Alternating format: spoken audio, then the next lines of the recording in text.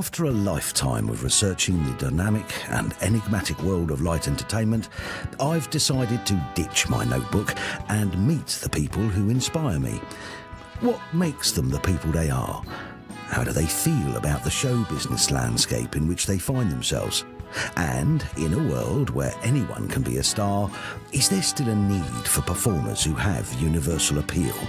Come with me on a journey of discovery as I get a unique insight into Britain's favourite stars with a little help from my glamorous assistants. Yeah, well, I say glamorous, more like hazardous. And of course, we'll have a bit of fun along the way.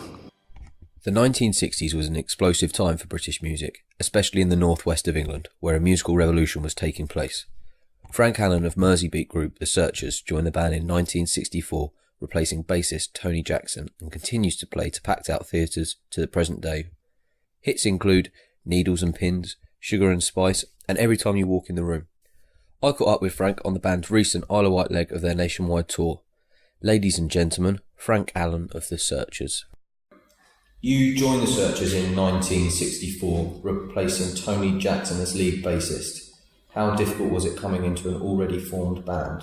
It was actually very easy, really, because I came in from a really big band, not big in chart terms or anything like that. I was with a group called the Cliff Bennett and the Rebel Rousers, and it was saxophones and piano and things like that, and so a much more, you could say, complicated kind of music than the kind of pop that The Searchers did. So translating from what was a difficult music basis going with The Searchers was quite easy to do, and they were friends of mine as well, so I knew them, I knew their songs, and no, I didn't have any problem at all. Am I right in thinking that The Searchers originally formed as a skiffle group in 1959? And in what ways has skiffle had an influence on the band's sound? We couldn't put it down as exactly 1959. It was mid to late 50s. That's when skiffle, in fact, I think skiffle came in, really the first skiffle hit in Britain was in about 57. So, and we all started forming bands. I was in skiffle groups in the London area, and John McNally, who's of course with the band today, and his pals started skiffle groups up in Liverpool. And the thing about skiffle was why it was so important, and it's a kind of forgotten genre, really. It's never got the credit it deserves. We'd all been kind of like seduced by guitars and rock and roll and the romance of the whole thing. But once we bought these guitars, we couldn't really play them. So you had to learn bit by bit, learn 1 chord, 2 chords, 3 chords. And what skiffle did was allow you to get on stage with the bare minimum of talent. 3 chords, you could actually play a whole evening's worth of songs with 3 chords in skiffle, which skiffle was just really the English interpretation of American folk stroke blues music. And it gave you the grounding and the confidence to get on stage and entertain people. And from that, there was the jumping off point to becoming a little rock and roll group, a rhythm group, and then going on to improve yourself as time went on. So throughout the 60s, The Searchers became regulars at the infamous Iron Door in Liverpool. How important was this venue to The Searchers' early success? All of the clubs in Liverpool were important to all of the groups that made it in Liverpool. The Iron Door was looked on as the home base of The Searchers. You know, they did all the other clubs like the Blue Angel and the Mardi Gras and of course the Cavern, but that was considered, whereas the Beatles were considered, their home ground was the Cavern mainly. For The Searchers it was the Iron Door. I only ever played there once, and that wasn't with The Searchers, it was with Cliff Bennett and the Rebel Rousers.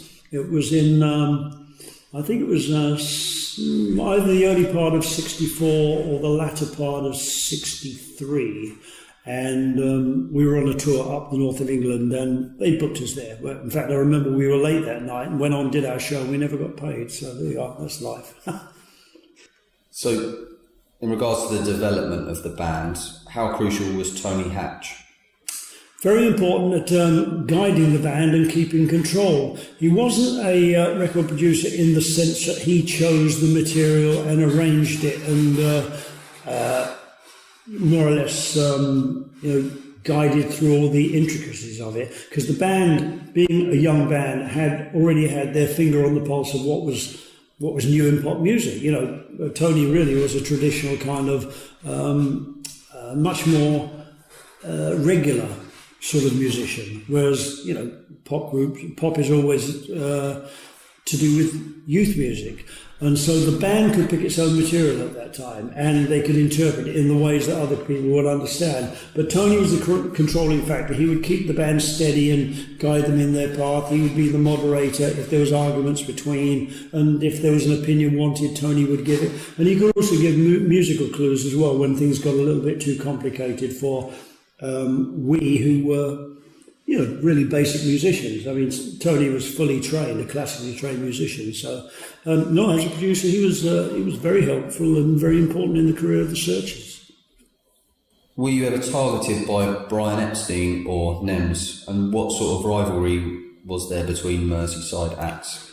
We were targeted by Brian Epstein once. First of all, he turned the band down once. This was before I was with them. It was when the Mersey beat thing was first kicking off in Liverpool. Brian went down to the Cavern to see the Searchers, and apparently they spent the interval in the pub across the road that night, got back slightly the worse for wear and didn't play very well, and he passed on the Searchers. But later on, when everyone had had their chance at success and the Searchers had had a couple of hits, Brian admitted that the one group he wanted to sign was the Searchers. And in fact, it almost happened at one time, because we read in the papers one day that Tito Burns, who was our manager, had sold the contract to Brian Epstein. We very quickly got a call from Tito Burns, a telegram from Tito Burns saying, "Don't take any notice of what you've read in the papers. It's not true. I wouldn't sell you like a can of beans." He was right in one thing, that it wasn't true. We hadn't been sold to Brian Epstein. It wasn't true that he wouldn't sell us like a can of beans, because he'd have sold us for a good price and he could have got one. That was Tito. The Searchers' debut single, Sweets for My Sweets, reached #1 in the UK. Why do you think that song, like so many others, has stood the test of time? Simple song, very catchy, great tune, nice lyrics. It was written by Doc Pomus and Mort Schumann, who wrote some of the all-time classic songs like Teenager in Love. They also wrote Viva Las Vegas. And it was a great arrangement. And I've got to say that although it was originally a Drifter song, and the Drifters provided so many good songs to people who covered them and made bigger hits than they did, the Drifters were always a class act. I have to say, I think that the Searchers version swung a bit more. It had a much brighter edge to it. It was a much more appealing product. And I can say that without any bias, because I wasn't with the band when they made that one. So 50 years later and you're still on the road. Though over time members have come and gone, how do you cope with these changes, and how do you have to adapt and incorporate new members? We've had more drummers than anything else, and that's, with no disrespect to drummers, it's an easier thing to cope with, because they can learn their part. There are usually no great vocals to introduce, so they've, you know, it's a simple matter of keeping the time and then gradually getting used to the set list that the band has. If you're going to replace someone like a lead singer or a lead guitarist, then that's a different matter entirely. And when Mike Pender departed the band at the end of 1985, it was a very big deal. It was very, very frightening, but we put our minds to it. We got the person that we wanted, that we spotted and thought would take the place very well. And in fact, once we'd overcome that little obstacle, it seemed so easy and so effortless to get that change going. So we decided we were never going to be frightened in the future. And we've had a few, as I say, mostly drummers, but that's about it. And what's still the thrill of performing for you? Well, the thrill is still there, just going on stage, getting that kind of applause from the audience. It really is. It's always been about contact with the audience. Every 3 minutes someone applauds you and kind of more or less says you're wonderful. And things don't get too much better than that. I love it. I'm just an old ham. I came into this business not just for the music, although I was obsessed with rock and roll when that first came out. I also loved the art of being on stage, communicating with people, and being applauded by people, which is what I think it's all about for most entertainers. And looking back at your career, what's your proudest achievement?